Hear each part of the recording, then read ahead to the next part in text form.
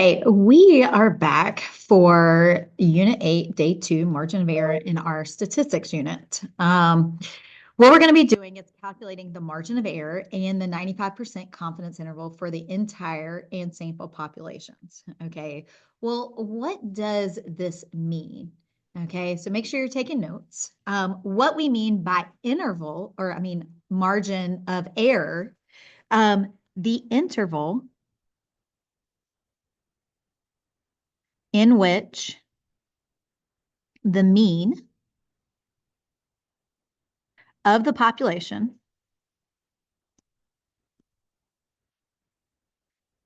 is likely to be.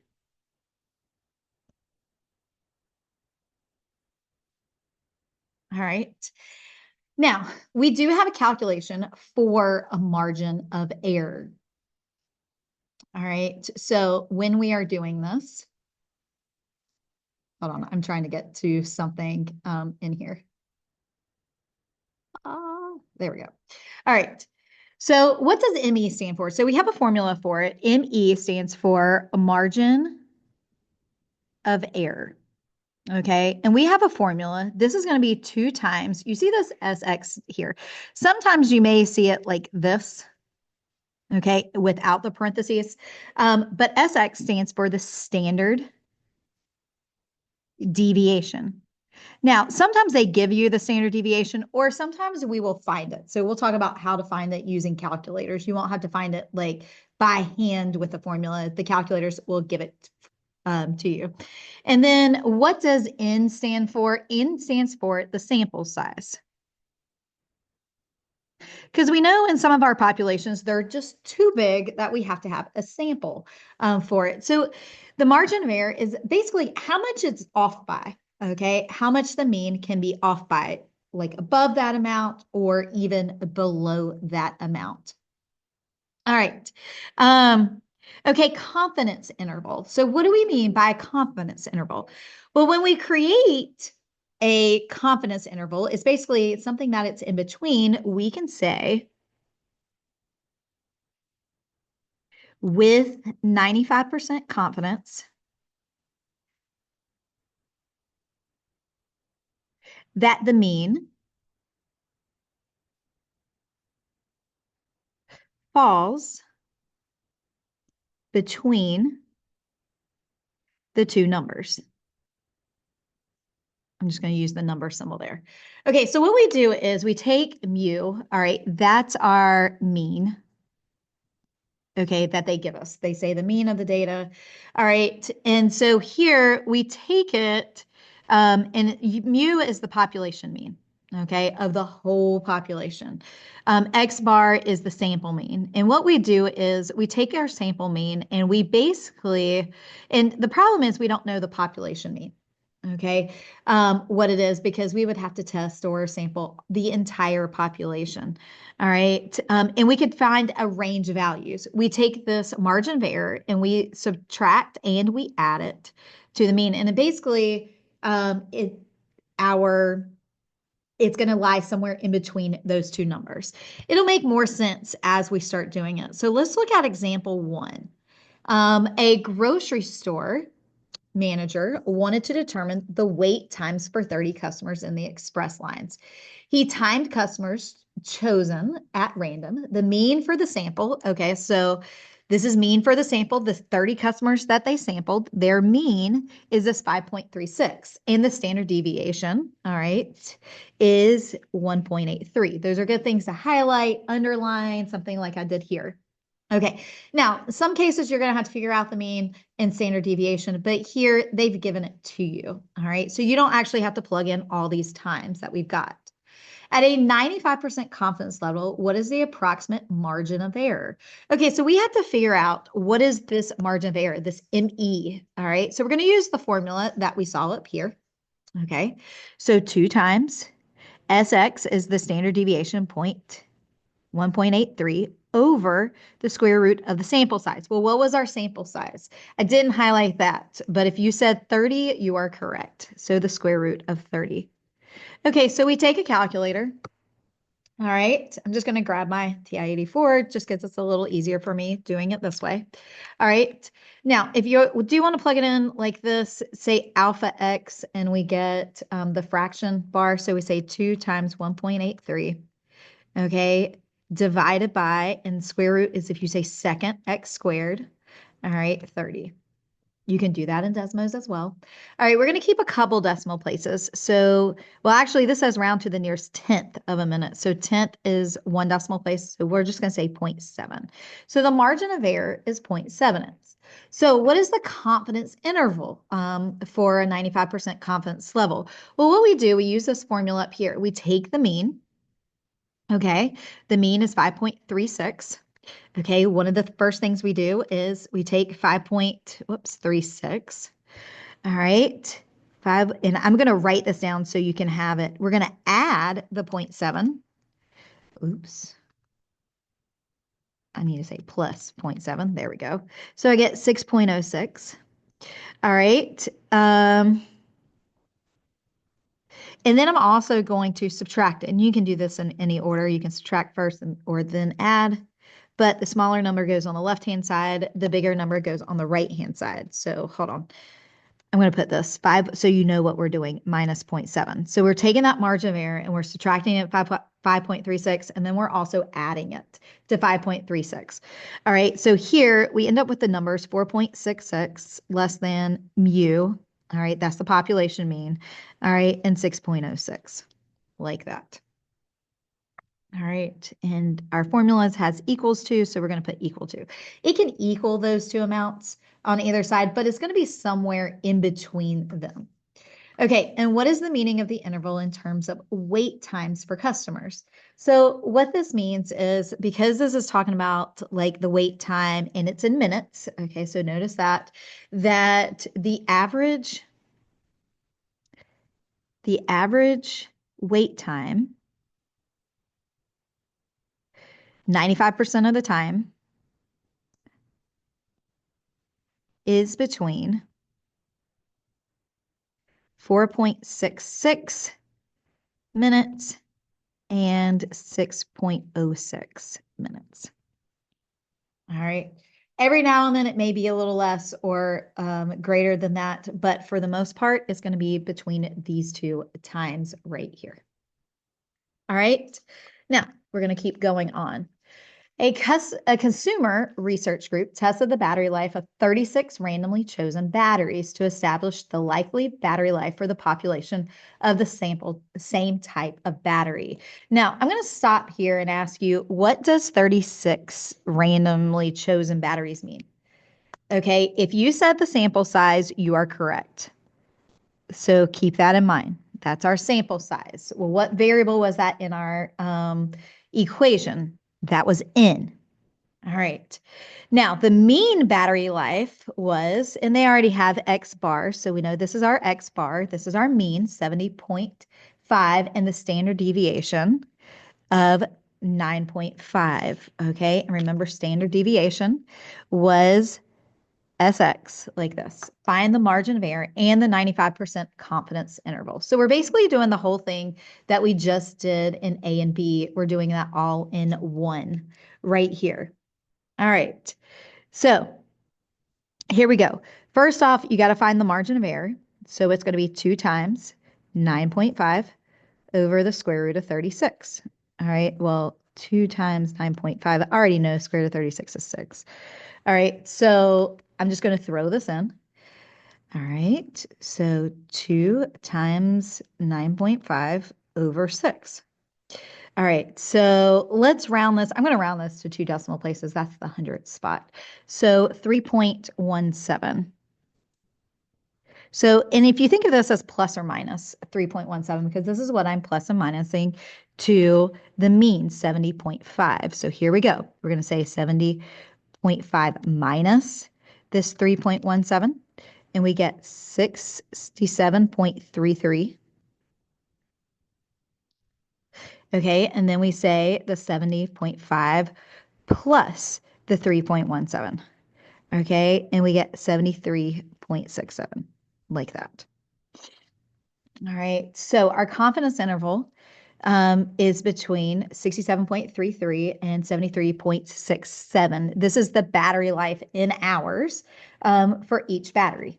Okay, so we 95% confidence interval, so about 95% of the batteries will have the span of life in hours. Okay, suppose that a random sample of 50 healthy adults resulted in a sample mean body temperature. Okay, so, and this should have X bar right there. All right, this is our sample mean. Again, highlight stuff. Okay, it's really important. Okay, a population standard deviation. What is the margin of error and what is the 95% confidence interval? Here's my suggestion. Pause this video. You try it for yourself. I'm just doing the same thing that I just did up here. Okay, so margin of error is 2 times. All right, the standard deviation, 0.65. All right, I did not highlight, but our sample size is 50 healthy adults. All right, so square root of 50. If I plug this in to here, let's see, we're going to say 2 times 0.65. All right, don't forget the square root. Don't just put 50 down there. Put square root of 50. Okay, so 0.18, we'll just say 0.18. Okay, and this is what we're plus or minusing, 0.18. All right, what is the 95% confidence interval? So since our mean is 98.2, we're going to take 98.2 and we're going to minus 0.8. Oops, so 98.2 minus, I did this wrong, 0.18. There we go. And we're going to take 98.2 and we're going to plus 0.18. All right, so here we go. So our two values are going to be 98.02 and then 98.38. All right. We have an IQ test scores of 31 seventh grade girls in a Midwest school district. We have calculated the sample mean is 105.84 and the standard deviation is 14.27 points. Find the margin of error for these scores with a 95% confidence. All right, now here we're just finding the margin of error. We don't necessarily have to find the confidence interval. So let's go find the margin of error. Okay, so 2 times standard deviation is 14.27. All right, over the square root of our sample size is 31. All right, now because I'm not finding the confidence interval, I'm not actually going to use the 105.84. All right, I just used the 31 and the 14.27. All right, so here we go. 2 times 14.27. All right, and then divided by, don't forget the square root of 31. Okay, so 5.13. So 5.13 is my margin of error. This is what I would plus or minus to my mean if I wanted to find that confidence interval. All right, moving right along. Okay, now finding a critical value. Okay, so what if I actually want to find a critical value? So what is the mean body temperature for this group? Say this is a sample group, and they didn't give it to us this time.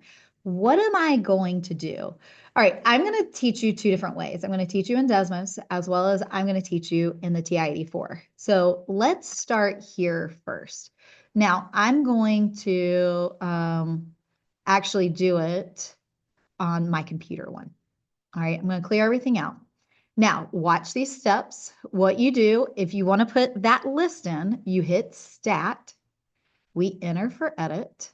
Notice that's an L1. Now, if I have anything in L1, I would go up here and I would say clear and enter. Never hit delete or it's going to delete the L1. All right, so here we go.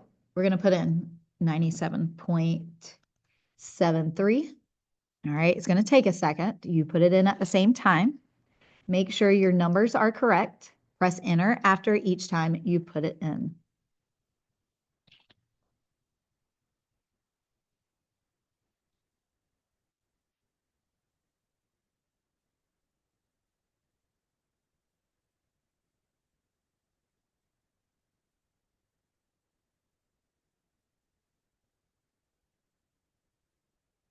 And guys, I need you to be doing this with me. I will show Desmos in a second, but especially if you are going on to a statistics course. In statistics, and I just put this one in wrong. So in statistics, especially even for AP statistics right now, we do not have a way to use Desmos because Desmos doesn't go as far as they need. So you do need to know how to use the TI-84. Even in college, you need to know how to use TI-84. So make sure you know how to use it in the handhelds because they don't always let you use Desmos. All right, so here we go. So I've got all these in. Remember that you're in list one. So I'm going to say second mode just to get it out of there. Okay, now to find the mean, we're going to go back into stat where we hit before. Now I'm not going to hit edit. That's where I edit it. I'm going to scroll over, use these arrows, scroll over to calc. And I want to choose number one bar stat. So just press enter for that. Notice it says L1. If yours says L2, you're going to want, or L3, something other than L1, say second, and then like 1, and then we get L1. Now, if you did it in L2, you would say second and 2 and put L2 there. All right, so here we go. Once you do that, you can just either arrow down or press enter until you get to calculate and look right here, X bar. This gives us all sorts of things. X bar, here's our mean. This E means sum. This is sum of all our values. We don't necessarily need these. These are some extra things they do use in statistics later on. SX, this is what we want. This is our sample standard deviation right here. Okay, so we're going to want that as well. N is our sample size. And then even if you arrow down some, you're going to see a couple of other things and that you're probably familiar with. You see Q1, median, Q3, max, min, and all that. So that's really important. So let's go back. All right.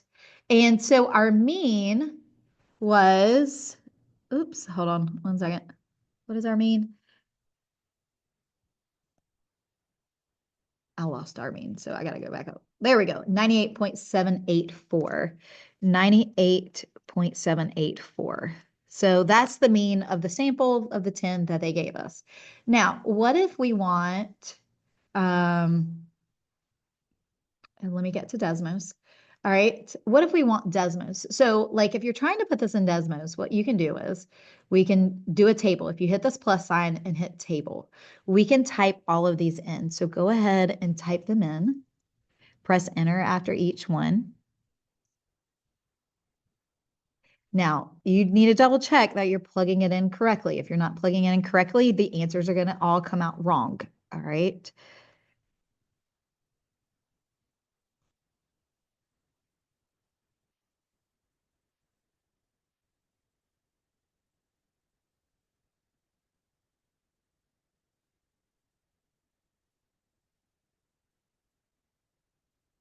All right, so I've got all of them in. Just double check everything. Okay, if I want to find the mean, so here we go. This is what we do. You hit this keyboard right here. All right, and we say functions. Now you might be able to actually type in mean, M-E-A-N. And if I hit mean right there, now I want you to notice this list is labeled X and then a sub one, not exponent. Okay. So here what we're going to do is I'm going to hit X. All right, but I got to get all these are like the exponent here. If you hit ABC down here, you can get the subscript and then you put 1 in. And here's our mean. Isn't that what we just had beforehand? 98.784. Okay, now we can also do, and I'm going to add something else, finding critical values. Say if I want to find the standard deviation of this, because if I ever want to find the margin of error, all right, I go back and I say functions, and underneath that same thing, there's standard deviation. Okay, remember SX was it on that 1 bar statistics in the TI-84. But here we would do the same thing. We would say X, and then we would go find the subscript, and we would put 1. Okay, and here's the sample standard deviation right here. Okay, and that's the exact same thing that we just saw in our calculator. So if we wanted to, we can find the mean, margin of error now using that formula, 2 times the standard deviation divided by the square root of, it'd be 10 in this case, because that is our sample size. All right, so let's go back to our sheet. All right, and continue on. Okay, Now, estimating using a dot plot. The graph below shows the sample mean body temperature of 100 groups of 10 people, where the mean is 98.6. What's a reasonable margin of error? Okay, so here the problem is we don't have the standard deviation. So what are we going to do to find the mean standard deviation? All right, let me grab something right quick as we're looking at this. Notice this is a dot plot. You have dealt with dot plots before, okay, in just like Math 1 and other things. Okay, so here, what we're going to do is it's going to be a little bit different when we're trying to find the mean in a dot plot. All right, we don't have the standard deviation here. It's kind of hard to put in all the different data into our tables. Okay, so what we're going to do is we're going to do the range divided by 2. Basically, and if you remember what range is the max minus the min divided by 2. All right. Now, in this, each dot represents a group of 10 people, by the way. Now here, this is where we're going to have to kind of estimate this.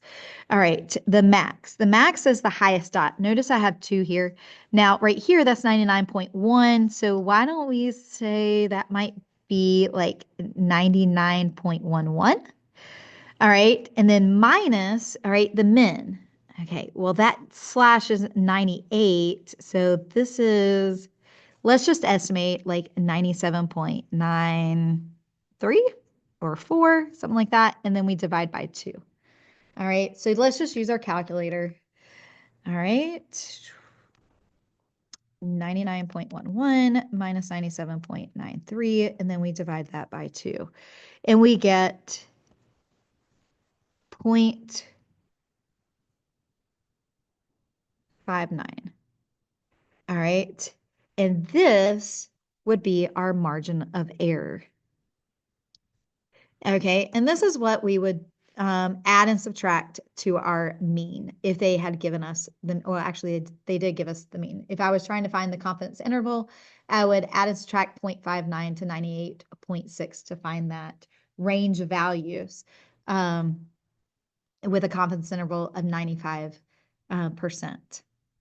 Okay, the graph below shows the sample mean body temperature of 100 groups of 20 people this time. Now notice that here, up here, each dot represented 10 people.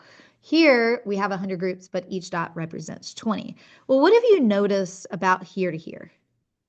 Okay, if you notice here, this isn't a spread out. This is, or this one's more spread out than this one right here that has more people.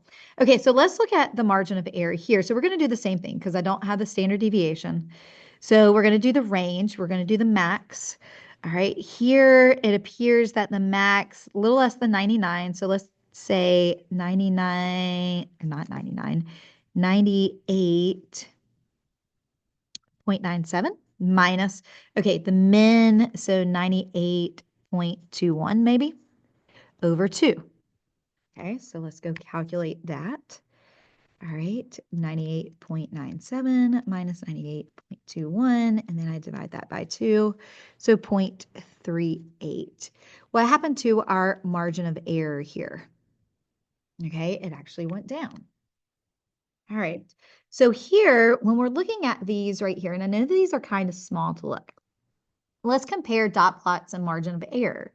So here, when I did my margin of error, it was 0.59. Here, when I did my margin of error, when n was 20, it's 0.38. What do you think is going to happen? And I want you to notice what's happening to these dot plots. Do you see that it's not as spread out and it's kind of condensing in? All right, so what do you think is going to happen with our margin of error if you had to guess? If you guess that it's going to get smaller, you are correct. Okay, so as the sample size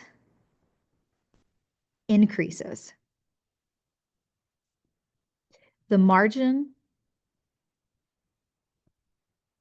of error decreases.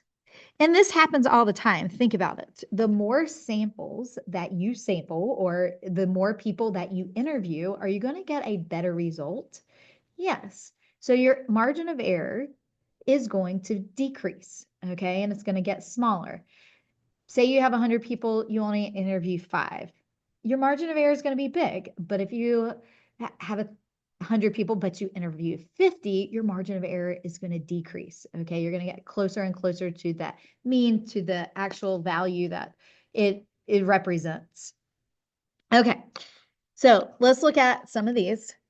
If the population, so we're going to go back and we're going to be doing some of these. I'm going to give you the answers to them, but I want you to work on yourself as well, just to regroup everything that we've done today on margin of error. Okay. So if the population standard deviation is known to be this, here's our sample mean, here's our sample size, and we want a confidence interval of 95%. What is the margin of error? That formula, so here, when they do give us the standard deviation, 2 times the standard deviation, okay, divided by the sample size, the square root of 40. All right, make sure you do the square root. All right, so here, 2 times 0.675 over square root of 40. All right, and it's 0.213. All right, here's our margin of error, and here's our sample mean. So what we do is to find that confidence interval, don't forget we take, let's see, what was it, 72.5, and we minus the 0.213 and 72.5, and we plus 0.213. All right, so here, our confidence interval is going to be this right here. It's in between these two values. There we go. Make sure you have the smaller one on the left and the bigger one on the right. I thought for a second I did. All right, number 2. Here we go. The manager of a car dealership would like to determine the average years of ownership for a new vehicle. He found that a sample of 25 customers who bought new vehicles owned that vehicle for 7.8 years with a standard deviation of 2.5 years. What's the margin of error? We only want the margin of error, so we're not actually going to use the mean. All right. You're going to do 2 times standard deviation, 2.5 over the square root. The sample size is 25. All right, so 2 times 2.5. Okay, square root of 25 is 5. All right, 2 times 2.5 is 5 as well. So the margin of error is 1. All right, so what I would do for the confidence interval, if they ask for it, I would add and subtract 1 to 7.8. But here, they just want the margin of error. So 1 is what I plus and minus. And number 3. So in 2011, the average salary for a sample of NCAA Division 1A head football coaches was 1.5 million per year with a standard deviation of 1.07 million. If there are 100 coaches in the sample, what is the margin of error? All right, the big thing is know this formula, okay? 2 times standard deviation, all right, 1.07, divided by the square root, the sample size, 100 coaches. All right, so 2 times 1.07 over, that's going to be 10. All right, if you want to plug it in, some of you can do this in your head. 2 times 1.07, all right, divided by 10, okay, or the square root of 100, however you want to do it. So 0.214 is our margin of error. All right, and we would add and subtract that to our mean if I wanted to find the confidence interval. All right, so remember this formula, all right, for finding the margin of error. Also, when you're giving a dot plot, we don't have a margin, the standard deviation for it. So we're going to do max minus min divided by 2 to find that margin of error.